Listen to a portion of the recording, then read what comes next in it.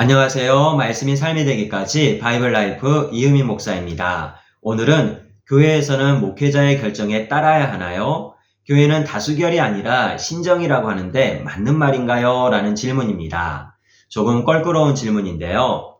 하지만 한국 교회가 건강하게 세워지기 위해서는 반드시 짚고 넘어가야 될 질문이기도 합니다.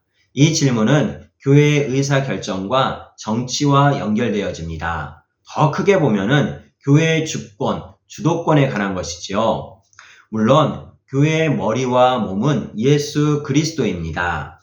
문제는 교회 공동체가 어떻게 예수님의 몸이 되고 더 나아가서 어떻게 예수님이 교회의 머리가 되시느냐 이것입니다. 이를 위해 교회 공동체는 말씀에 근거한 신조를 가지고 있습니다. 또한 예배와 성례와 같은 의식도 가지고 있지요. 더 나아가서는 교회 운영에 대한 규칙, 즉 정치 제도를 가지고 있습니다. 먼저 교회 정치 제도를 세 가지로 구분해서 살펴보겠습니다. 첫째는 감독 정치입니다. 이 감독 정치의 특징은 교회를 계층, 계급 구조로 조직하는 겁니다. 교황 정치는 교회의 최고 권한을 가진 교황이 세상의 정부까지 다스려야 된다라고 주장을 합니다.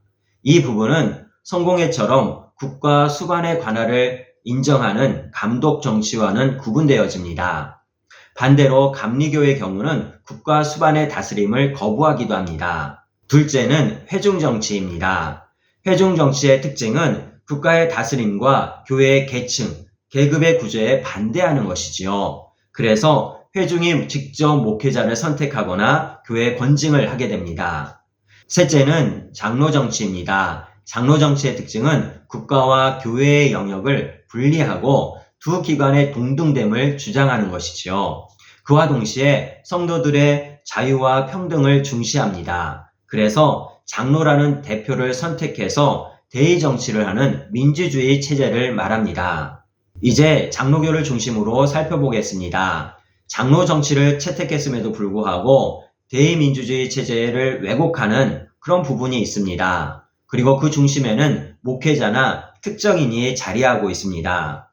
장로 정치에 반하는 잘못된 인식에는 먼저 목회자에게 순종해야 된다라는 것입니다. 목회자는 하나님의 심부름꾼이라는 것이지요. 하지만 목회자만 하나님의 심부름꾼이 아닙니다. 목회자만 하나님의 제사장이 아닙니다. 예수가 믿어지고 또한 복음으로 살아가는 모든 성도들이 하나님의 심부름꾼이요 또한 제사장이 되는 것이지요. 더 나아가 목회자의 말에 순종하는 것이 아닙니다. 우리는 하나님의 말씀이 바르게 선포되어질 때 하나님의 말씀에 순종하는 것입니다. 따라서 성도는 분별력을 가져야 합니다. 둘째는 목회자에게 교회의 강도권, 인사권, 재정권이 있다라는 인식입니다. 이것은 옳지 않습니다. 장로 정치는 대의민주주의입니다. 우리가 알고 있는 민주주의도 권력의 독점을 막기 위해서 사법, 입법, 행정이라는 삼권 분립을 하고 있습니다.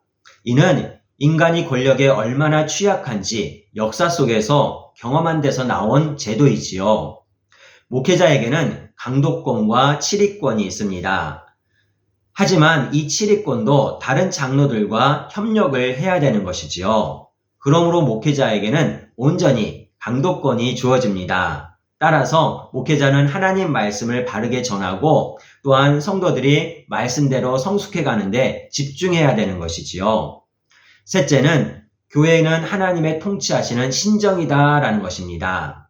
네, 맞는 말입니다. 하지만 교회뿐만 아니라 온 세상이 하나님의 주권과 섭리의 다스림 아래 있습니다.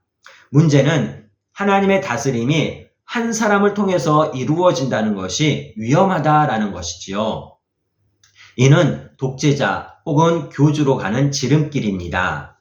하나님께서는 예수 그리스도를 통하여서 교회에 후계자를 남겨두신 것이 아니라 교회 공동체를 허락하신 것입니다. 이는 공동체 구성원들이 각자 받은 은사대로 서로 존중하고 협력하도록 한 것이지요. 의사결정도 마찬가지입니다. 장로 정치에는 8가지 정치 원리가 있습니다. 이것을 2가지로 정리하면 바로 자유와 책임입니다. 먼저 양심의 자유입니다.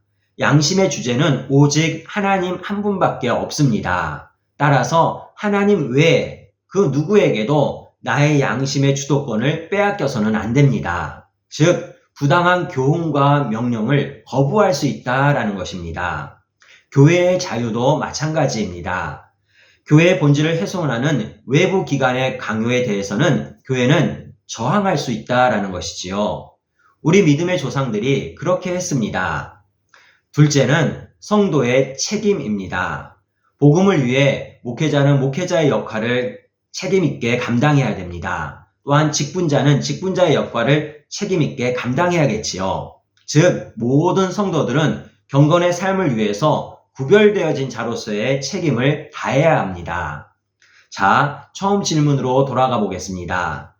교회에서는 목회자의 결정에 따라야 하나요? 입니다. 아닙니다. 교회는 공동체입니다. 따라서 교회의 의사 결정은 공동체가 해야 합니다. 목회자나 특정인이 공동체의 의사 결정을 독점해서는 안 됩니다. 따라서 장로 정치에는 당회, 재직회, 공동의회라는 3중 회의기구가 있습니다. 그리고 최종 결정은 공동의회에서 모든 성도들이 함께 하는 것이지요. 여러 사람이 하나님의 말씀 앞에서 각자의 양심대로 서로 의논하고 의견을 모으는 것이 중요합니다.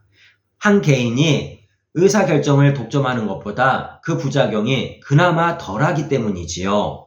물론 여러 사람의 의견을 모으는 것에는 시간도 많이 소요되고 또한 여러 가지 번거로움도 있습니다. 하지만 교회는 일보다 사람이 중요합니다. 그리고 바르게 가는 것이 중요하지요. 넘어가서 교회는 다수결이 아니라 신정이라고 하는데 맞는 말인가요? 입니다. 네, 교회는 하나님의 다스림을 받아야 합니다. 하지만 그 다스림을 바르게 받기 위해서 민주주의 정치체제를 채택한 것입니다. 세상이든 교회든 신정이라는 이름으로 수많은 독재자와 교주들이 나타났습니다. 왕권 신수설, 그리고 신으로부터의 직통 계시, 이러한 것들을 언급하며 많은 사람들이 결국에는 자신이 절대자가 된 것이지요. 그러므로 교회 공동체가 목회자 한 사람 혹은 특정인에 의해서 좌지우지되어서는 안 됩니다. 오히려 하나님의 다스림을 잘 받기 위해서는 서로의 의견을 조율할 수 있어야 됩니다. 그렇게 하나님의 뜻을 찾아가는 것이지요. 즉, 이것이 성도를 통하여서 그리스도의 몸이 세워지는 것이요. 또한 예수님이 교회의 머리가 되시는 것입니다. 끝으로 교회 공동체 안에서는 신앙의 양심과 성도의 책임이 훼손당하거나 결여되지 않도록 바르게 분별해야 됩니다. 따라서 성도 한 사람 한 사람이 바르게 깨어 있을 때, 그리고 성도들이 바르게 연합할 때 교회가 회복되고 건강해집니다. 이런 치유와 회복의 역사가 각각의 교회 공동체에 더해지시기를 주님의 이름으로 축복하고 소망합니다.